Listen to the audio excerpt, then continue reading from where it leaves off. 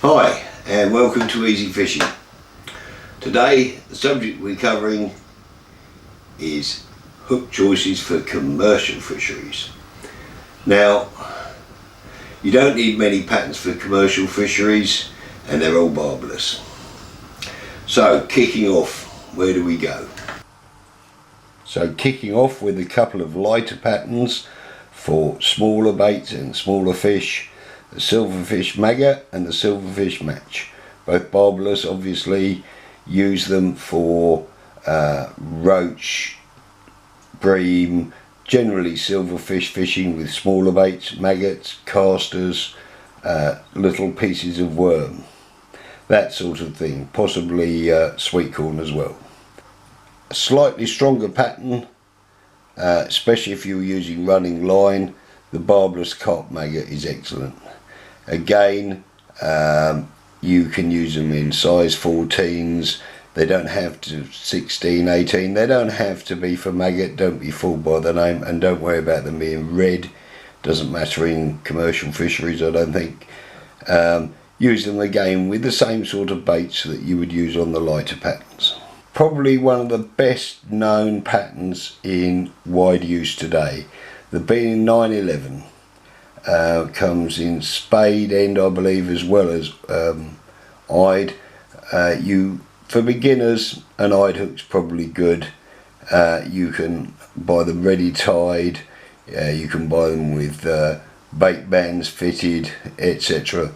An excellent hook will tackle most carp up to double figures quite comfortably. Pole or running line, both will perform well. Here's a pattern I favour for most of my running line work and a lot of pole work, the barbless wide gape carp. I tend to use these with pellets a lot. I find the wider gape suits a pellet. Strong hook, use them again, any bait you like, pellets, bunches of maggots, sweet corn, bunches of worms in a bigger size. A very strong pattern, this one. I use this when I'm targeting big carp. By that I mean double figure plus. Pole or running line again, don't worry about them being margin, you can use them anywhere you like. Generally I use these on the pole, but they will perform equally well on running line. For feeder work, I like these, the barbless carp feeder. You can use them either straight, hooked, but I normally use hair-rigged bait bands or bayonet type push stops.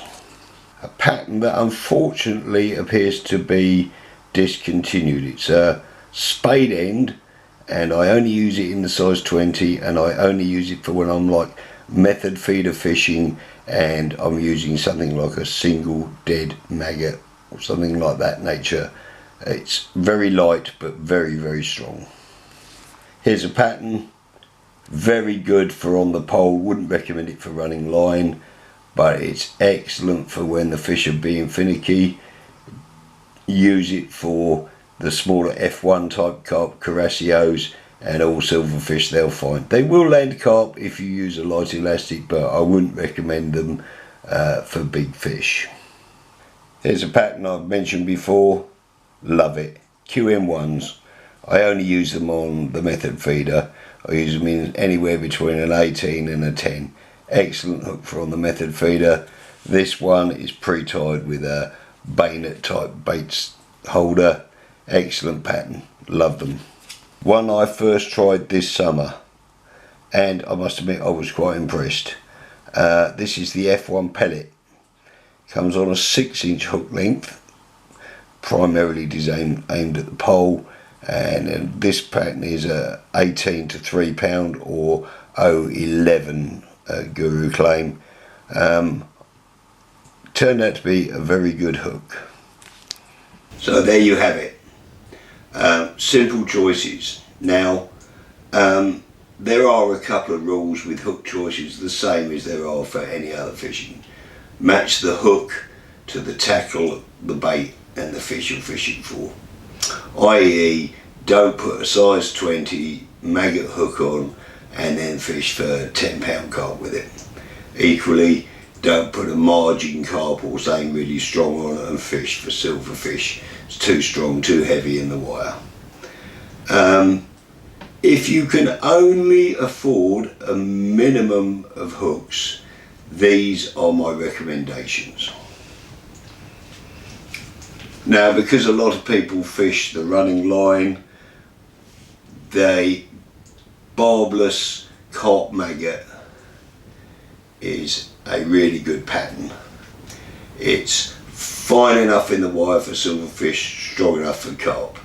If you're a running line, basically the waggler, that's an excellent pattern to have.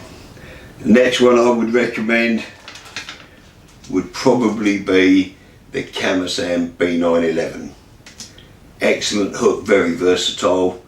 On the pole, on the running line, you can either use straight hook baits with them, you can use hair-rigged baits with them. Very good hook. Not one I would recommend for the really big carp.